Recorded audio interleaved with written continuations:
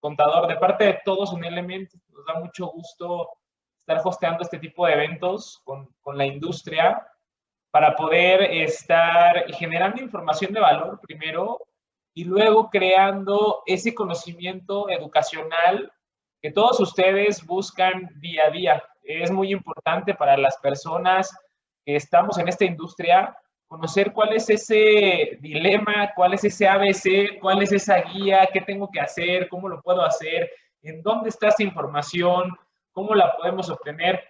Y hoy tenemos sentados a los especialistas de movilidad eléctrica en México y vamos a tener una buena discusión.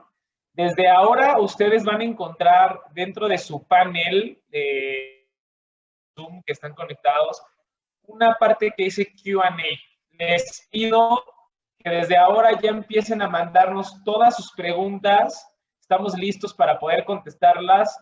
Las que no podamos contestar, les prometo que le vamos a dar seguimiento para que ustedes puedan tener una respuesta y con ustedes precisamente podamos crear ese contenido de valor. Estamos ganando ya bastantes attendees. Bienvenidos todos nuestros clientes, todas las personas que están conectadas. Sean ustedes bienvenidas. Creo que vamos a tener una buena discusión. Quiero comenzar por explicarles un poquito por qué lo llamamos un futuro más verde, una flota inteligente. Todos sabemos, y retomo otra vez una frase que traigo muy metida en la cabeza, que es el tema de la movilidad eléctrica en México. Es un tema de enorme interés, pero un enorme desconocimiento que existe acerca de estos temas, ¿no? Todos tenemos en realidad retos a nivel latinoamericano. No tenemos opción. Simplemente el día de ayer estuvimos en contingencia, la semana pasada también, y podríamos hablar de muchas cosas que están sucediendo alrededor del cambio climático. No quiero ser, ¿cómo se llama?, catastrofista, pero yo les diría, desde el punto de vista de responsabilidad social, debemos de disminuir nuestras huellas de carbono. Y también está el tema de, ¿cómo se llama?, estrategia, que yo les diría en el tema de estrategia, tenemos un proceso muy claro de 8 pasos que podemos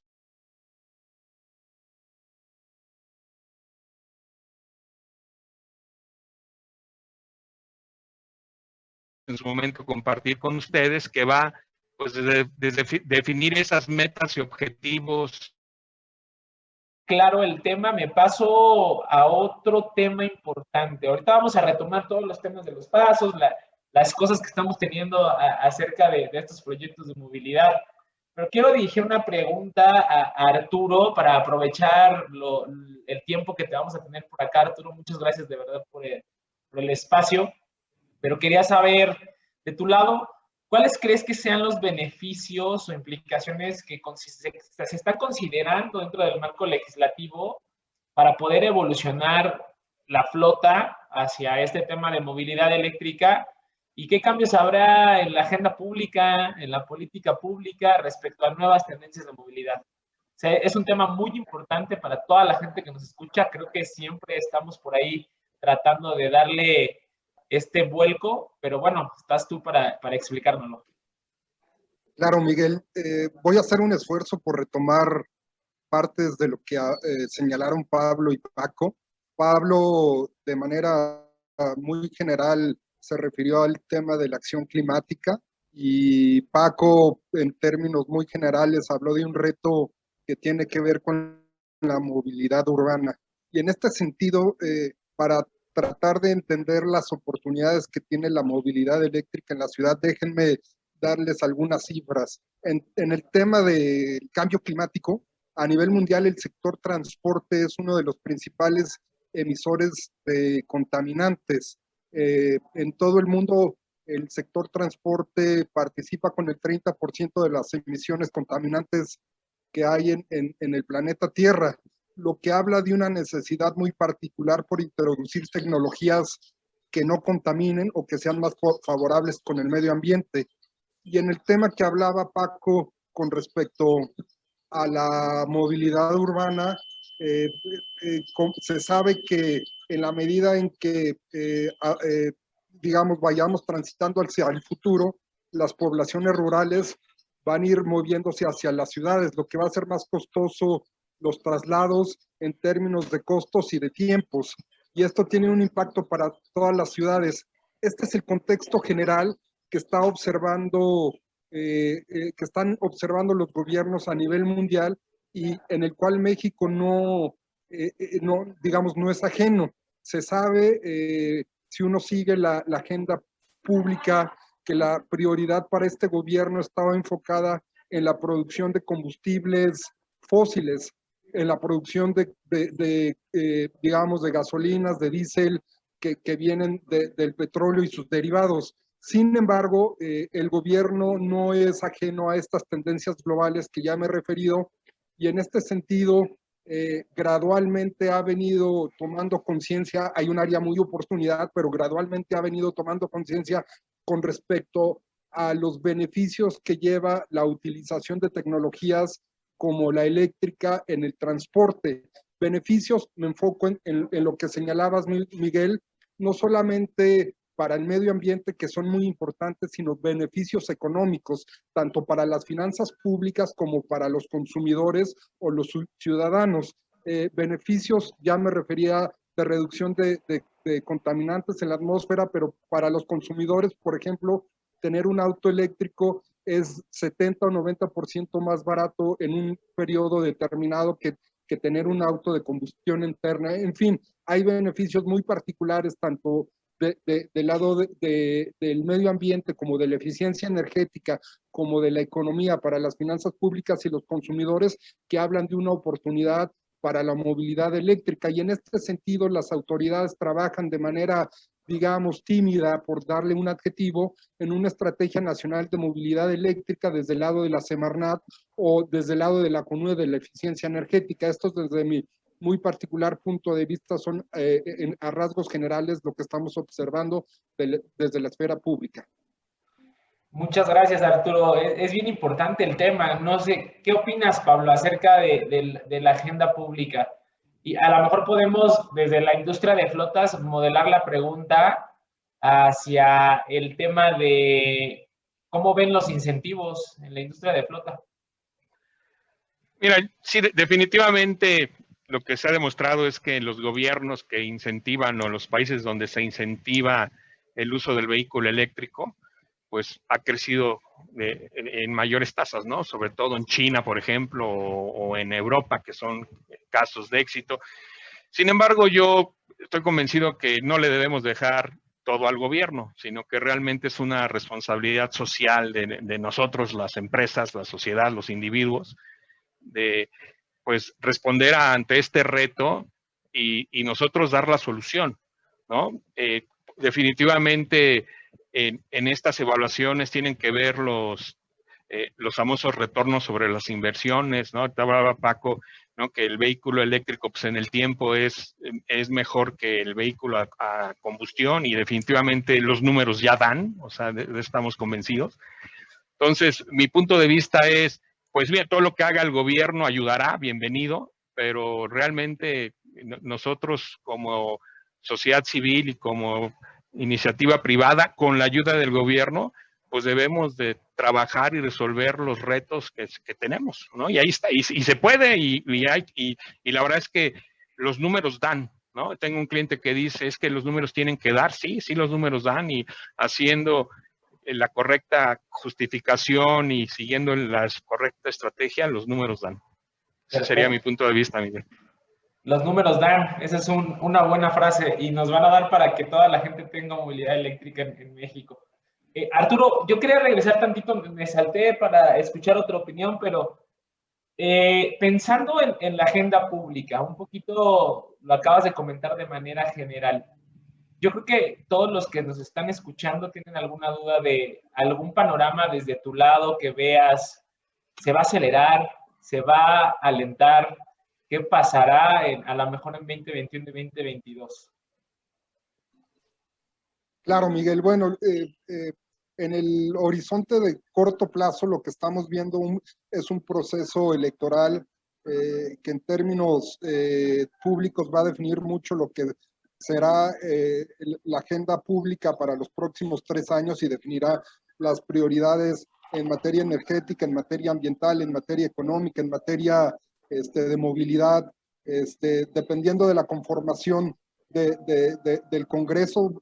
Hay que recordar en este sentido que el próximo junio, el 6 de junio, saldremos a votar todos los ciudadanos y vamos a elegir a renovar la Cámara de Diputados, que es un área muy importante de ejecución en términos de leyes y de políticas públicas. En este sentido, creo que esta primer parada va a ser muy importante para determinar las prioridades. Sin embargo, algo bien importante que está comentando Pablo es el hecho de que el principal driver para movernos, para transitar de los combustibles fósiles a una movilidad inteligente, una electromovilidad, tiene que ver con los empresarios. Los empresarios tienen, digamos, un interés real para fomentar un mercado de movilidad eléctrica, tienen el conocimiento, tienen la disposición, y en este sentido creo que lo que se haga desde el sector privado va a ser fundamental para poder acelerar el ritmo de transición que ya hemos comentado. No se puede esperar que el gobierno vaya a atender de manera prioritaria el tema de movilidad eléctrica, porque tiene muchas responsabilidades. Ya estamos hablando de que su prioridad en materia energética tiene que ver con el rescate del sector energético, y este rescate desde luego poco transita por el hecho de generar una movilidad inteligente. Sin embargo, como lo dijo Pablo, la responsabilidad hoy en día transita por el sector privado. En la medida en que el sector privado fomente una disfunción y una concientización sobre los beneficios de la electromovilidad, en ese mismo sentido se va a poder aspirar a generar un ritmo más acelerado de transición para la movilidad eléctrica. Muy atinado, la verdad es que ambos, muchas gracias por la opinión, Pablo y Arturo. Creo que todos tenemos que hacer equipo para poder hacer esa transición de manera ordenada y de manera correcta, sobre todo de manera eficiente para todos los clientes que están necesitando ese tema de movilidad.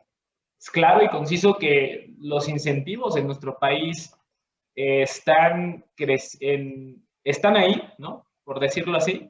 ¿Necesitamos más incentivos? Probablemente sí, pero pues tenemos que hacer un trabajo en conjunto, como lo acaban de mencionar. Ya nos están llegando las preguntas. Gracias, Arturo. Gracias, Pablo, por la opinión en este tema tan importante para todos los que nos están escuchando. Ya nos están llegando las preguntas por ahí, Paco. Y digo por ahí, Paco, porque es una pregunta interesante de Eduardo Pastrana de Vehículo Emblema, que dice que hace algunos años se dio la instalación de un sitio de taxis con fotoceldas solares en el centro histórico de la Ciudad de México por parte del gobierno. Este tipo de instalaciones verdes son ideales en el sentido del costo-beneficio para empresas que deseen tener una flota de vehículos eléctricos. La voy a hilar a una pregunta que ya teníamos antes, que nos había llegado de la gente que se estaba registrando, que básicamente preguntaba por eso. ¿Qué medidas podrían implementarse para hablar de sistemas inteligentes de transporte hoy en nuestro país? Y te hago la pregunta, Paco, para que podamos platicar acerca de esto.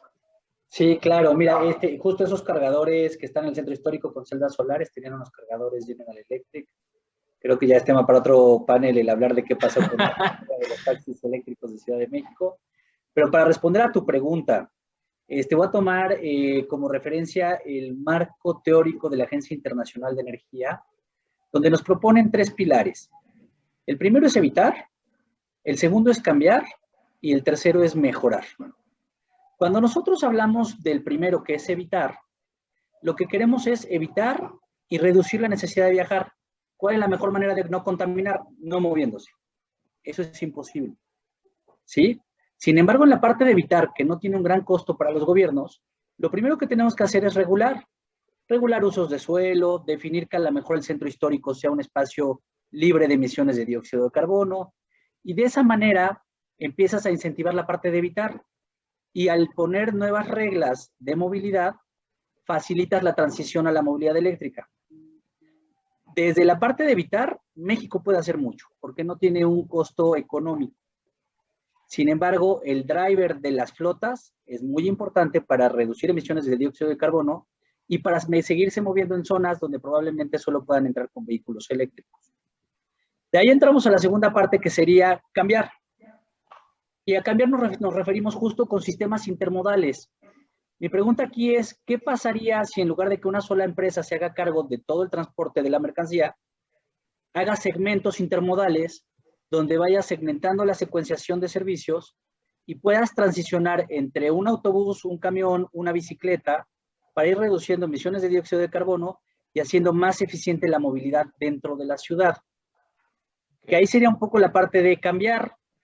¿Qué podemos cambiar en nuestros sistemas de transporte actual para reducir emisiones de dióxido de carbono? Haciendo viajes eficientes. Eso sería la parte de cambiar. Tercero, la parte de mejorar. Aquí sí directamente es mejorar la eficiencia de los medios de transporte. Si traes un vehículo a diésel, pues cámbialo a gas natural, y de gas natural podrías hacer la transición a eléctrico. O directamente hacer una transición a vehículo eléctrico. Aquí es directamente cambiar de combustibles y llegar a lo que buscamos hoy en día todos los mexicanos, que es reducción de emisiones de dióxido de carbono, porque nos preocupa el medio ambiente. Y como dijo Pablo, para que cuidemos el medio ambiente, también tenemos que cuidar la economía. Los dos van juntos. Y la movilidad eléctrica ya lo permite. Yo le agregaría un cuarto pilar a esta discusión, y sería el IoT, el Internet de las cosas. Si yo no estoy midiendo cómo se comporta el consumo de mi vehículo eléctrico, si yo no estoy midiendo cómo se comporta mi consumo de electricidad, si yo no estoy midiendo mis hábitos y rutinas, no hay manera en la que yo pueda eficientar costos y predecir una demanda futura. Entonces, es muy importante agregar este cuarto pilar a esta discusión para implementar medidas que nos ayuden a hablar de sistemas inteligentes de transporte en nuestro país. Con esta última vamos a empezar a tener datos incluso de cómo educar a nuestros conductores en cómo se maneja un vehículo eléctrico para cuidar las baterías, cuidar el tiempo de vida del vehículo y cuidar el medio ambiente. Qué bueno que menciones ese último punto. Fíjate, tenemos a 61 attendees. Probablemente en los attendees hay bastantes fleet managers. ¿Cuáles serían las 3 recomendaciones, Paco, que le darías a un conductor para que ellos puedan pasar esta comunicación a sus conductores para manejar un vehículo eléctrico? Correcto. Lo primero, en México estamos acostumbrados a tener el pie en un pedal, ya sea el acelerador o el freno. En la movilidad eléctrica tenemos que aprender a hacer lo contrario, tener el pie lo menos posible en el pedal. Generalmente en México se te pone el verde y aceleras a tope, no importando que adelante tengas un rojo y tengas que frenar casi llegando a la esquina. ¿Qué sucede con el vehículo eléctrico?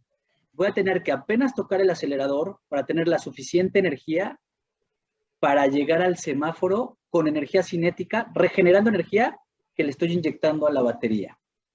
Entonces, primera recomendación, aprendan a soltar el pedal. Hay que quitar esa dependencia de estar con el pie en el pedal. El segundo punto, bien importante, si cuidamos la recarga del vehículo, cuidamos la calidad de vida de la batería, y recuerden que la batería es 1/3 del valor del vehículo. Y tercero, muy importante, el vehículo eléctrico se ve afectado directamente por las subidas y las bajadas. Si bien una subida me va a quitar mucha energía, la bajada me va a ayudar a inyectar energía a la batería.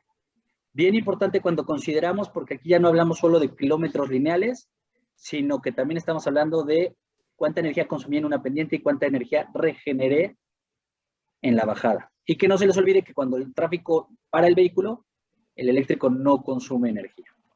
Serían las claves que podríamos mencionar para hablar de operación de flota. Buenísimas. Espero hayan tomado nota todos.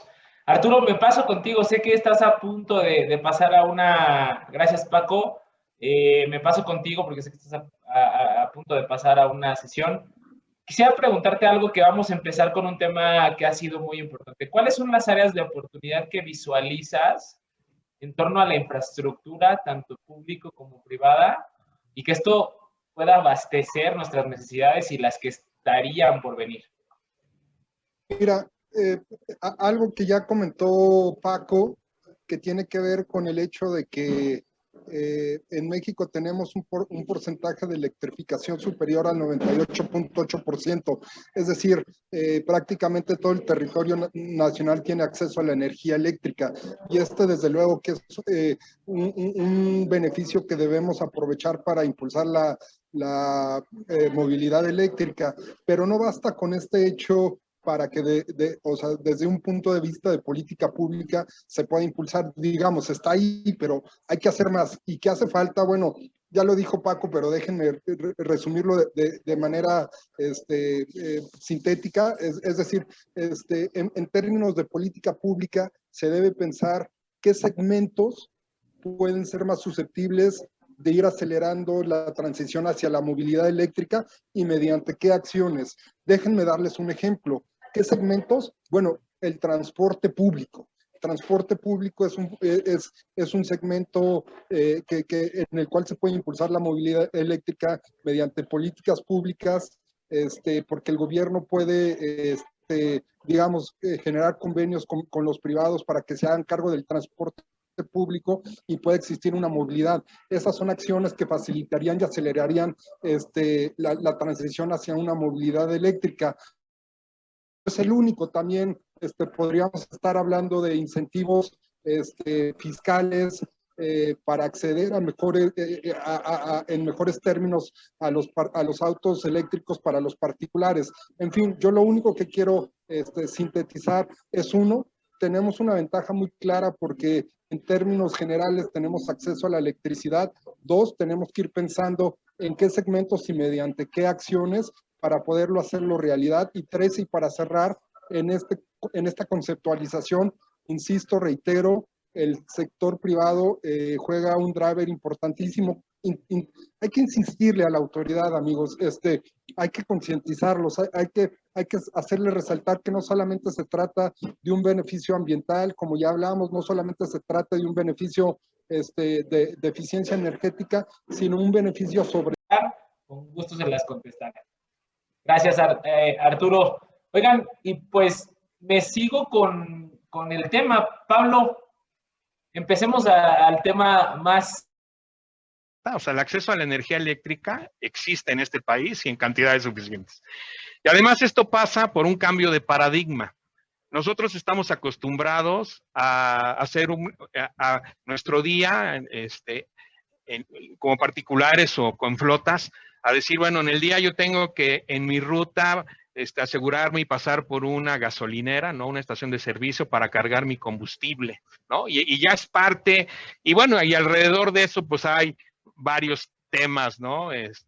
Desde los litros de a litro, desde la cercanía, desde el huachicoleo, muchas cosas alrededor del combustible que curiosamente en el tema de energía eléctrica no se presenta, ¿no? Pero bueno, ¿dónde está el cambio de paradigma?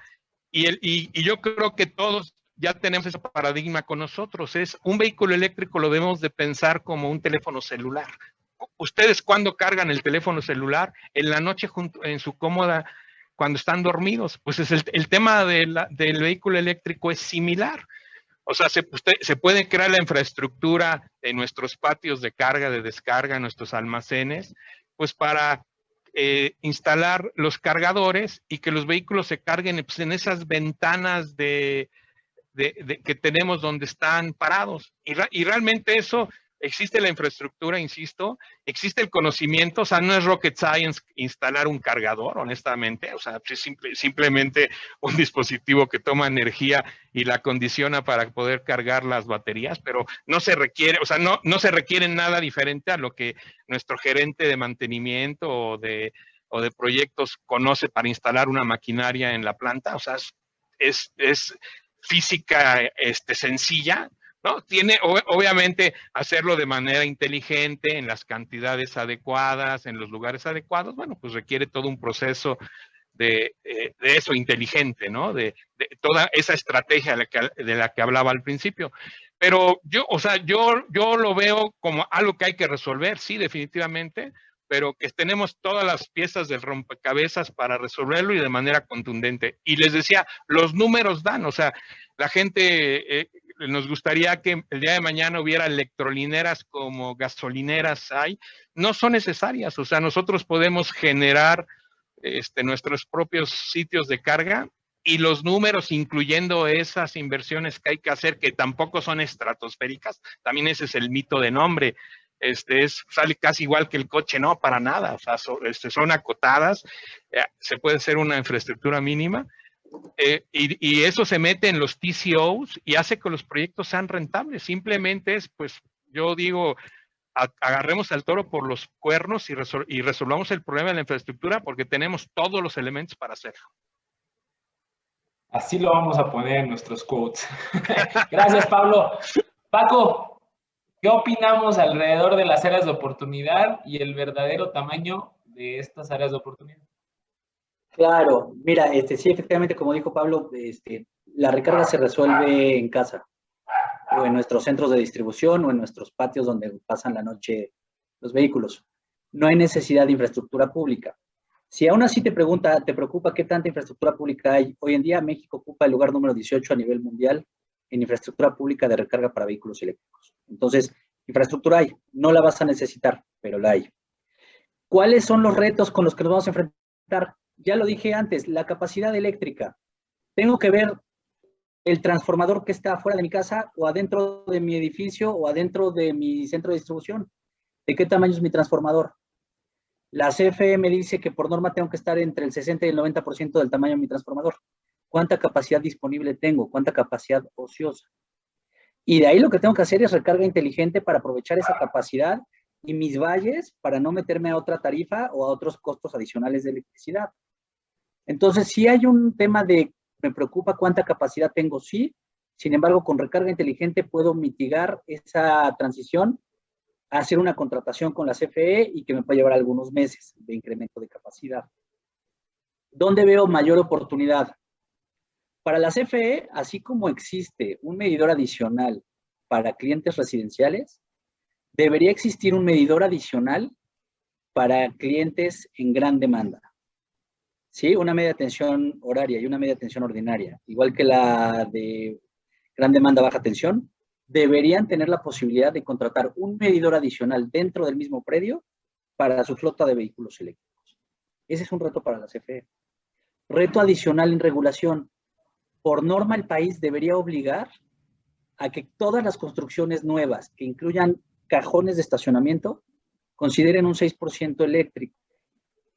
Y al considerar este 6% eléctrico de cajones, deberíamos considerar el impacto que se va a dar en nuestro sistema eléctrico y su dimensionamiento.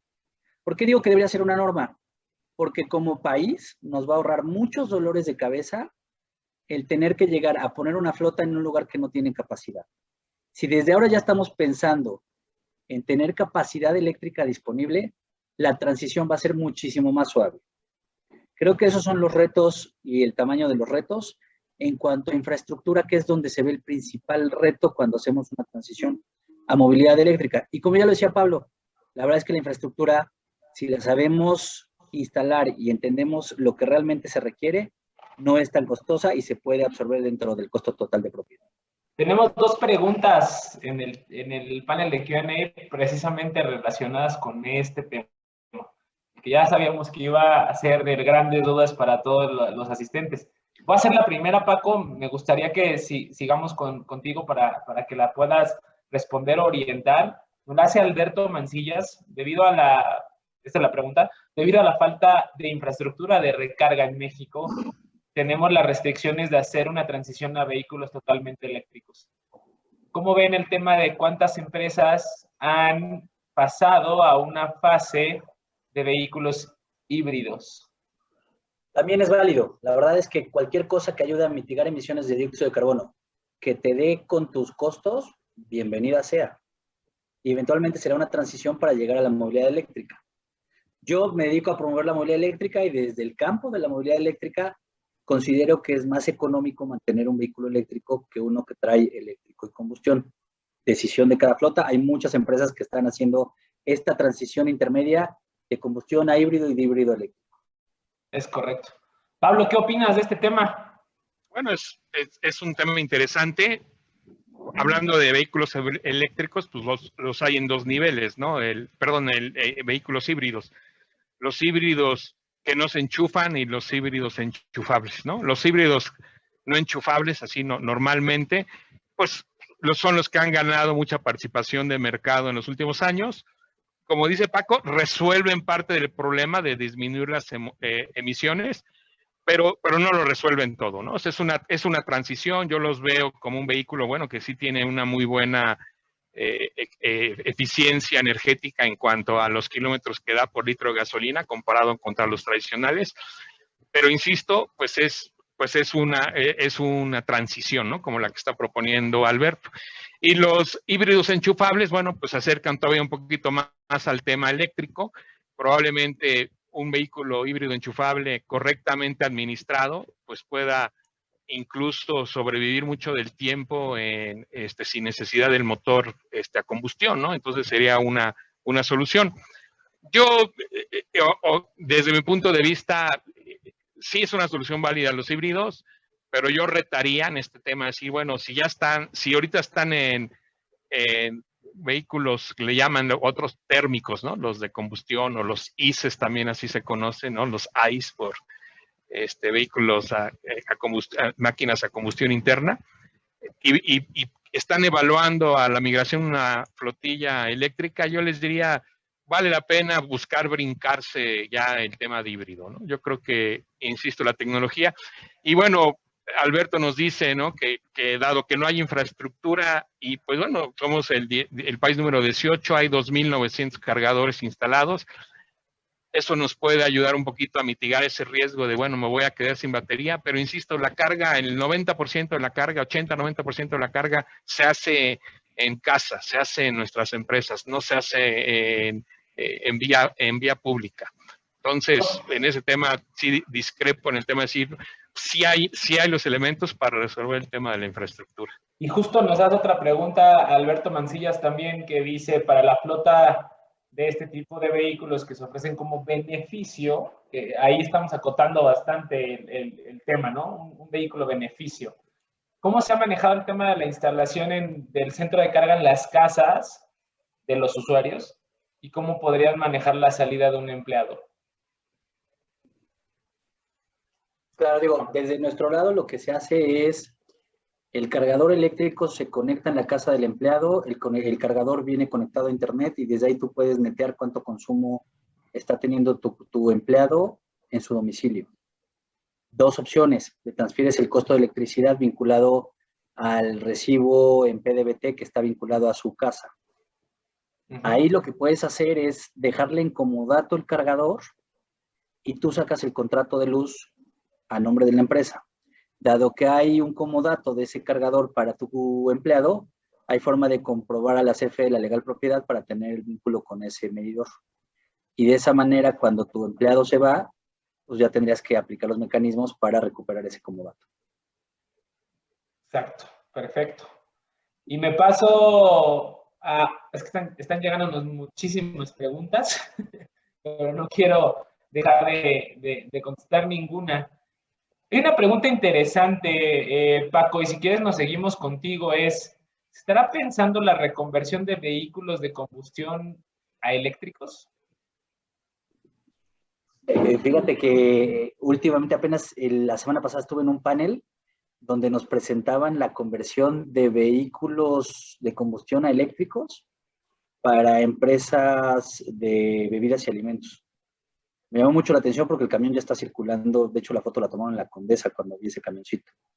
Hay una conversación en paralelo a la industria automotriz tradicional. Hay una conversación en paralelo que hay que seguir de cerca, que es la parte de conversión de vehículos eléctricos. Ahí lo que yo recomendaría, y también lo tenemos que ver como país, es, así como hay una inspección técnica vehicular en España, deberíamos tener algo similar, así como la verificación de emisiones, que tengas una inspección técnica vehicular, que la conversión del vehículo no ponga en riesgo a las personas que lo manejan y al sistema eléctrico del país, porque el cargador interno del vehículo puede generar armónicos y los armónicos afectan al sistema eléctrico nacional. Entonces sí debería haber una inspección de los vehículos para garantizar, primero, la seguridad de las personas y segundo, la seguridad del sistema eléctrico cuando carga. Perfecto, pues buenísimo. Por ahí, Pablo, ya te respondimos la pregunta. Hay otra que está llegándonos, que es, si podemos cambiar cualquier tipo de unidad de combustible a unidad eléctrica, y está muy extensa, entonces podríamos acotarla un poquito de este lado para poder darle una respuesta.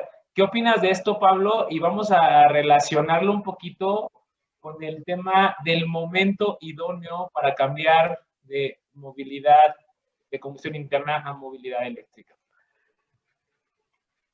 Sí, bueno, desde el punto de vista técnico, de tecnología, digamos, pues sí, o sea, sí es factible pasar cualquier vehículo o casi cualquier vehículo de combustión interna a un tema eléctrico, ¿no? O sea, la tecnología está madura en los motores, en las baterías, en los inversores, en los centros de control. O sea, la verdad es que sí es posible.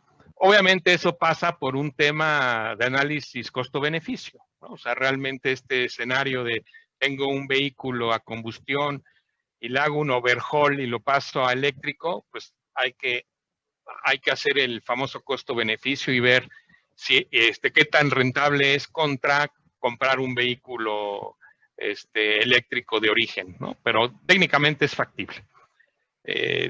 Y desde el punto de vista de cuándo es el mejor momento, pues yo contestaría, pues ayer o hoy, ¿no? O sea, realmente el tema de la movilidad eléctrica, pues les decía desde el principio, es una realidad. O sea, ya está, nos va a alcanzar, y yo les diría, tenemos que empezar a vivir esa experiencia propia, ¿no? O sea, obviamente podemos aprender de la gente que lo ha hecho y buscar evitar sus errores, ¿no? Hemos acompañado a varios clientes en esos procesos y pues obviamente hay una curva de aprendizaje. Siempre mi sugerencia ha sido con las empresas que tienen flotas, oye, no empieces con toda la flota, eso no es factible, pero sí empieza pues con una prueba piloto, arranca y ve cómo se va a comportar la flota en el tema pues, de las eficiencias, de la capacitación que hablaba Francisco hace un momento de los conductores, del tema de los seguros, del tema, un montón, todas esas cosas que rodean a una flotilla, independientemente de que sea eléctrica o no.